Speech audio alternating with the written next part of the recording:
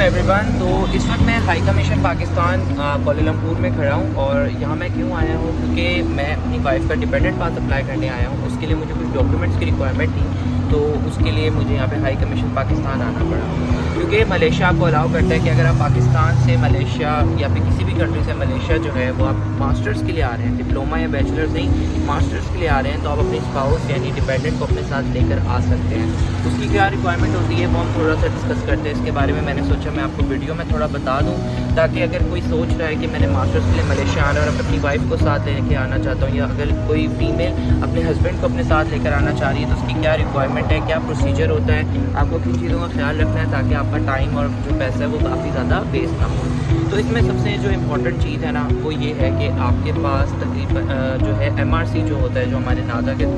Document है, वो आपने निकलवा लेना है पाकिस्तान से और उसके बाद उसको मोफा से जाके अटेस्ट करवाना है, सिंपल अटेस्टेशन। क्योंकि मलेशिया के पोस्टल वाला सीन नहीं होता, सिंपल अटेस्टेशन आपने सुबह जाना है, टोकन देना है और सिंपल अटेस्ट करवाना है अपना MRC को। उसके बाद आपने क्या करना है, उसके बाद आपने यहाँ पे जब हम मलेशिया आ जाएंगे आप अपने स्पाउस को अपने साथ लेकर आ सकते हैं, उसे विजिट वीज़ा पे भी ला सकते हैं, या आप ये भी कर सकते हैं कि अपनी जो वाइफ है या अपने हस्बैंड हैं उनको आप वेट करवाएं और आप यहाँ पर आ जाएँ। उसके बाद डिपेंडेंट पास अप्लाई करें। ये टोटल प्रोसीजर तकरीबन 1 से 2 महीने का होता है। इसमें होता है क्या है कि पहले जब आप आते हैं तो आप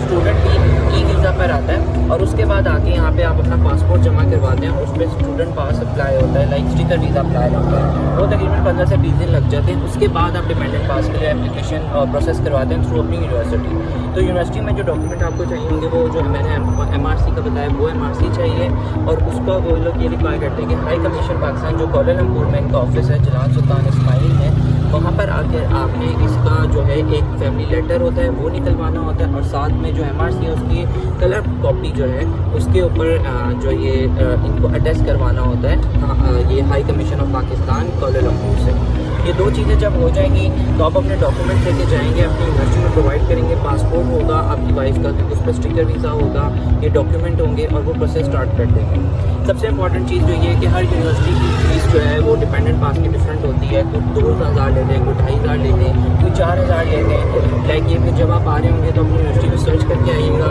अगर एजेंट के थ्रू करवा रहे हैं तो उनसे कन्फर्म कीजिएगा एग्जैक्ट अमाउंट कितनी चाहिए आपको डिपेंडेंट पास अप्लाई करने की, ये आपको मालूम होनी चाहिए। इसके अलावा जो तीसरी रिक्वायरमेंट है वो ये है कि यूनिवर्सिटी जो है जब वो अप्लाई करती है तो उनको एक बैंक लेटर चाहिए होता है और वो ये ज़रूरी है जैसे कि आपके जो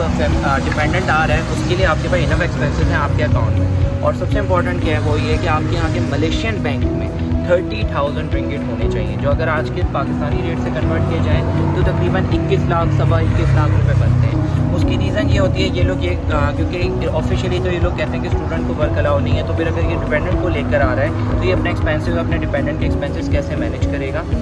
खैर तो ये आपको अपनी बैंक में शो करवाने होते हैं और मलेशियन बैंक में शो कराने होते हैं और इसीलिए जब आपका स्टूडेंट पास लग जाता है आपके पासपोर्ट में तो आपको एक यूनिवर्सिटी बैंक लेटर भी देती है। उस बैंक लेटर को जाके आप अपना बैंक अकाउंट ओपन कराते हैं, विदिन 5 डेज वो भी ओपन हो जाता है। फिर आप अपने PKR अमाउंट को जो है कन्वर्ट करा के मलेशियन रिंगिट में रख करवाएँ और अपने मलेशियन बैंक में शो करवाएँ, उसके बाद बैंक लेटर लें। वो यूनिवर्सिटी 45% जब आपकी वाइफ का प्रोसेस हो जाता है तो वो मांगती है, वो आपको उसको प्रोवाइड करें, साथ कुछ फ़ोटोग्राफ्स होती हैं, लाइक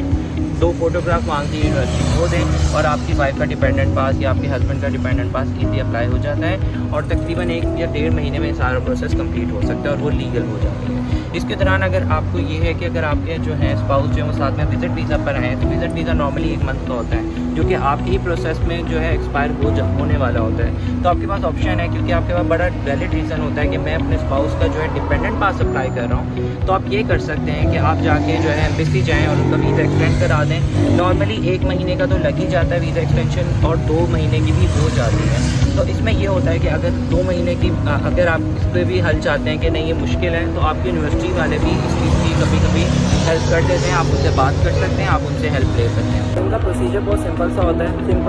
थोड़ा सा सिंपल तो है लेकिन थोड़ा सा टाइम कंज्यूमिंग ऐसे है कि इनकी जो डॉक्यूमेंट सबमिशन टाइम है वो सुबह 9 से 12:30 बजे तक है, 9:30 से 12:30 बजे तक। तो 3 घंटे के दौरान आप आ सकते हैं, अपने डॉक्यूमेंट सबमिट करवाएं, लेकिन आपको मिलेंगे 3 बजे। चाहे आपने 12 बजे जमा कराएं, चाहे आपने 9 बजे जमा कराएं, 9:30 जमा कराएं, आपको मिलेंगे 3 बजे। उनका जो डॉक्यूमेंट कलेक्शन टाइम है वो 3 बजे। तो जब आपको 3 बजे तो आप 2-3 घंटे कहीं वेट कर सकते हैं, घर करीब है घर चले जाएँ, नहीं कर सकते तो सूर्या KLCC बिल्कुल करीब है, वहाँ भी जा सकते हैं। और इसके साथ जो ट्विन टावर है वो यहाँ से करीब है, तो आप वहाँ पे भी विज़िट कर सकते हैं। इस तरह से अपना 3-4 घंटे जो है स्पेंड कर लें और 3 बजे आप अपने डॉक्यूमेंट कलेक्ट करें और जाके यूनिवर्सिटी में आपके डॉक्यूमेंट पूरे हो जाएंगे और अपनी वाइफ का स्टूडेंट पास अप्लाई कर सकते हैं। तो मैंने सोचा मैं आपको थोड़ा सा ओवरव्यू दे दूँ, बता दूँ अगर कोई अपने डिपेंडेंट के साथ आना चाह रहा है मलेशिया से मास्टर्स पे तो उसका क्या प्रोसीजर होता है, क्या रिक्वायरमेंट होती हैं। और ये बहुत अच्छी चीज़ है कि लाइक बहुत सी यूनिवर्सिटीज़ बहुत सी कंट्रीज़ इस चीज़ को अलाउ नहीं करें कि आप मास्टर पे अपने डिपेंडेंट को साथ लें, लेकिन मलेशिया इस चीज़ को आपको अलाउ करता है। तो मेरा ख्याल में अगर आप एक फ्रीलांसर है, लाइक अगर आप रिमोट वर्क करते हैं या अगर आप कोई बिजनेस रन कर रहे हैं ऑनलाइन ई-कॉमर्स का और आप मलेशिया मास्टर्स करने आते हैं, तो ये आपके लिए बहुत गोल्डन अपॉर्चुनिटी है कि आप अपनी वाइफ के साथ इधर आके अपने हस्बैंड के साथ इधर आके सेटल हो सकते हैं। क्योंकि यहाँ की जो लाइफ स्टाइल है उसको अफोर्ड करना इतना मुश्किल नहीं है, क्योंकि अगर आप डॉलर्स में अर्न कर रहे हो तो बाकी में बहुत मुश्किल नहीं है यहाँ पे सिर्फ अपनी जो है लाइफ स्टाइल को अफोर्ड करना। कि अगर आपको इसी तरह के डिफरेंट टॉपिक के ऊपर जो है इन्फॉर्मेशन चाहिए, नॉलेज चाहिए, तो मेरे चैनल को लाइक और सब्सक्राइब करें। और कोई भी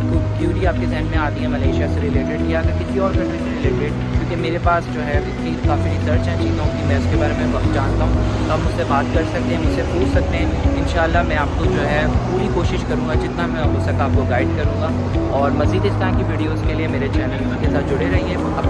तब तक के लिए अल्लाह हाफ़िज़।